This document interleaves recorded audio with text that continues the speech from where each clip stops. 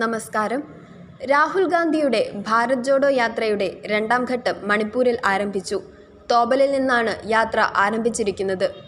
വൈകിട്ട് 3:44 കോങ്ജോം യുദ്ധസ്മാരകത്തിൽ നിന്നാണ് യാത്രയ്ക്ക് തുടക്കമായത്.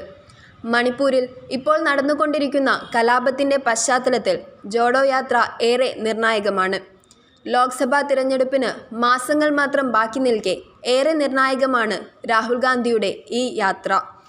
ജനങ്ങളിലേക്ക് ആഴത്തിൽ ഇറങ്ങിച്ചെല്ലാൻ ഈ യാത്ര സഹായിക്കുമെന്ന വിലയിരുത്തലിലാണ് കോൺഗ്രസ്. ആദ്യ യാത്രയിൽ ജനം ഒഴുകിയെത്തിയെങ്കിലും രാഹുലിനോ കോൺഗ്രസിനോ രാഷ്ട്രീയ നേട്ടങ്ങളൊന്നും ലഭിച്ചിരുന്നില്ല. 15 സംസ്ഥാനങ്ങളിലായി 100 ലോക്സഭാ മണ്ഡലങ്ങളിലൂടെയാണ് ഈ യാത്ര കടന്നുപോവുക. മുംബൈയിൽ മാർച്ച് 20-നോ 21-നോ ആയിരിക്കും യാത്രയുടെ സമാപനം. മണിപ്പൂരിനെ കൂടാതെ 4 വടക്കു കിഴക്കൻ സംസ്ഥാനങ്ങളിലൂടെയും യാത്ര കടന്നുപോകും. നാഗാലാൻഡ്, അരുണാചൽ പ്രദേശ്, മേഘാലയ, അസം എന്നിവയാണ് മറ്റ് സംസ്ഥാനങ്ങൾ. ഈ സംസ്ഥാനങ്ങളിൽ എത്ര ദിവസം യാത്ര ഉണ്ടാവുമെന്നും നേരത്തെ കോൺഗ്രസ് അറിയിച്ചതാണ്.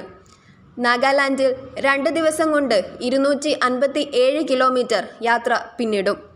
അരുണാചലിൽ 55 കിലോമീറ്റർ ഒരു ദിവസം കൊണ്ടും, മേഘാലയയിൽ 5 കിലോമീറ്റർ ഒരു ദിവസം കൊണ്ടും, അസമിൽ 833 കിലോമീറ്റർ 8 ദിവസം കൊണ്ടും യാത്ര താണ്ടും. അതിനുശേഷം പശ്ചിമ ബംഗാൾ, ബീഹാർ, ജാർഖണ്ഡ്, ഒഡീഷ, ഛത്തീസ്ഗഡ്, ഉത്തർപ്രദേശ്, മധ്യപ്രദേശ്, രാജസ്ഥാൻ, ഗുജറാത്ത്, മഹാരാഷ്ട്ര സംസ്ഥാനങ്ങളിലും യാത്ര എത്തും. പ്രത്യയശാസ്ത്രപരമായ യാത്രയാണ് രാഹുൽ ഗാന്ധിയുടെ ഭാരത് ജോഡോ ന്യായ് യാത്ര. അല്ലാതെ തിരഞ്ഞെടുപ്പ് മുന്നിൽ കണ്ടുള്ളതല്ലെന്ന് കോൺഗ്രസ് കഴിഞ്ഞ ദിവസം പറഞ്ഞിരുന്നു. നരേന്ദ്രമോദി സർക്കാരിൻ്റെ 10 വർഷത്തെ അന്യായ ഭരണത്തിനെതിരെയുള്ള പ്രതിഷേധമാണ് ഈ യാത്രയെന്നും കോൺഗ്രസ് പറയുന്നു. രാജ്യത്തിൻ്റെ ഏറ്റവും വലിയ പ്രശ്നം ഏകാധിപത്യത്തിനും ഇടുങ്ങിയ ചിന്താഗതിയും വെച്ചു പുലർത്തുന്ന ഒരു പ്രത്യയശാസ്ത്രമാണെന്ന് കോൺഗ്രസ് ജനറൽ സെക്രട്ടറി ജയറാം രമേശ് പറഞ്ഞു. അമൃതകാലം എന്ന സുവർണ സ്വപ്നങ്ങളാണ് പ്രധാനമന്ത്രി വാഗ്ദാനം ചെയ്യുന്നത്. എന്നാൽ യാഥാർത്ഥ്യം എന്തെന്നാൽ കഴിഞ്ഞ 10 വർഷം അന്യായ കാലമായിരുന്നുവെന്നും ജയറാം രമേശ് പറഞ്ഞു.